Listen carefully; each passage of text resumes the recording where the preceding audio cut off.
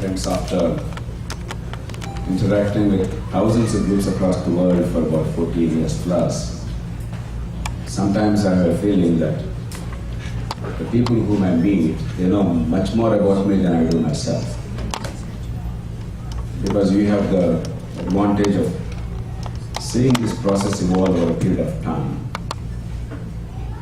And nowadays with modern technology, YouTube and all sorts of things, you also have the opportunity to see whether the fellow said something 10 years ago somewhere and now he's saying something else in a different context, a different thing, and do they really gel. That also brings some integrity and some consistency to the process. And that's what this whole thing is about: integrity, consistency, and perseverance. I'm delighted, as Vijay said, that in a long weekend, so many of you have found time to be here instead of going to the beaches and enjoying time with your families and friends and taking care of your personal things because you're busy with your professional work or business or whatever. It shows the degree of commitment that you all have for the cause of India. We are in a country which has achieved so much. It's the greatest power on earth in human history. It's the most prosperous nation.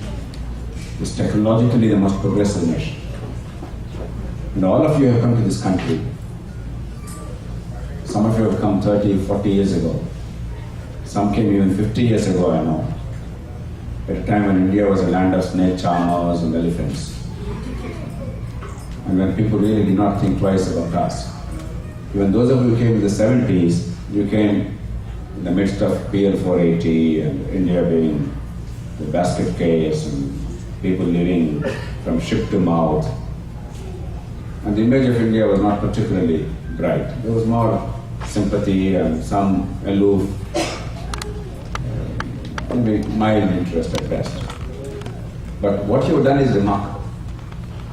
As people of Indian origin, you have proved that coming from a continent afar, across the oceans, halfway across the world, from a different culture, different language, different skin color, in many ways a different civilization, most people from a different religion, you have proved that you not merely can succeed, but you actually can succeed beyond the wildest dreams of most Indians.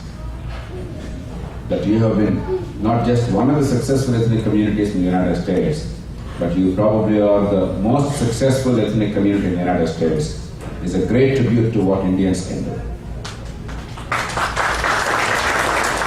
I salute you for that. Because your success has given us pride back. Because for a long time, for hundreds of years, much of India has suffered from this oppressive burden of history. Somehow a nagging belief that we are inferior to the white people, that we cannot match them. And you lifted that burden off us. You gave us back the dignity which was robbed of us. It's not a small thing, believe me. If today, in much of the world, India is viewed in a different way, even in China the other day when I visited that country, we always have this envy and some anger about China. Most of us have that. After all, the 62 war rule for them. But Chinese were in awe of our technological progress. They think our higher education is very good. And we know our problems. We know how much more we should do and we can do in higher education, for instance. But they actually believe we are doing very well because they have seen you. So there is this newfound respect for India, which gives us self-confidence as a country. So your success is not merely for yourselves. Your success has been a great therapy for India, a great opportunity for us to rediscover our capabilities, restore our confidence, and take a hard look at ourselves and see how best we can improve our institutions to make a difference in the future. And for that, I, along with millions of fellow Indians, am truly grateful and truly in awe of all of you. I just want to make it a little informal, if you don't mind now. And also we'll make it as interactive as possible, as Vijay suggested. I think because you have taken the trouble to come on a long weekend, I think you're entitled to a special degree of respect and consideration. And therefore, what we should try to do, Pandit, today is give as much time as possible to answer practically every question that is raised. As far as practical, unless my flight time is up or something, I have to take a flight tonight for both Vijay and I presume we travel with the same flight. Okay. Yeah, he's always a maverick, you see. So I thought I would actually make a few remarks, more by way of setting the discussion going. I don't think you need much of a lecture. Many of you, I have a suspicion, have followed anyway what Lok Sabha has been saying, what I have been saying over the years. And I hope there's not that much that has changed in terms of the basic approach. But certainly we have learned from experience, we have learned to focus our energies and get the best results for the country with the leverage that all of us individually and collectively might have. But today, we have a priceless opportunity. We lost out in history big time. And India had a 25% share of the global economy sometime in 1700 or thereabout.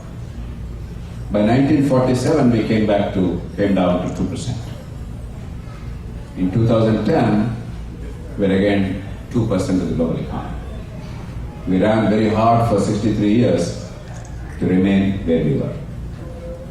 At one level, there seems to be a lot of progress, but the rest of the world has not remained stagnant meanwhile.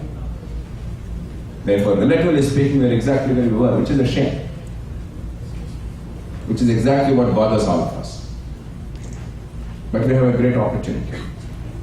The Emerging Markets Forum, a serious think tank,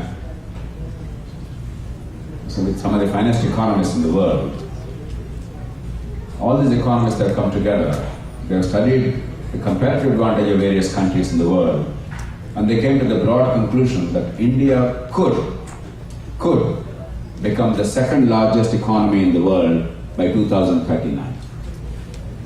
We could have 15 to 18% of the global GDP share by 2039, just 29 years away from today, just about one generation. But only if we do several things right. It's there, the tantalizing possibility exists, despite losing out for several centuries, not even decades. Once again, history gave us a priceless opportunity. We have the technology which can be transplanted easily. We have the resources. Of course, India doesn't have enough money, but what India has is not insubstantial. It is very substantial. We have significant resources. And we have all of you. But it does not mean that our destiny is guaranteed. It does not mean that we will be definitely among the top 2 or 3 economies of the world by 2039. We have a chance. Will we redeem this pledge? Will we fulfill this potential? That depends largely on what we do now in the next few years. And that's why the quest, the reason why Vijay and I have been traveling in this country, many of us in the country, across parties, across regions, religions, languages, we're all concerned about India is how do we help together to fulfill our destiny as a country, as a civilization, because much is at stake. We are one of the only 2 civilizations in the world with a 5,000-year continuing history. We are an extraordinary culture.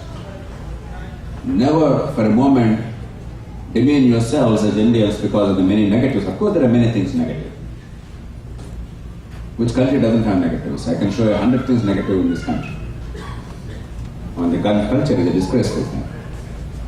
Your lack of public transport is utterly wasteful. I don't understand at all how modern civilization could exist without good quality public transport accessible to everybody. Your healthcare stinks with due respects.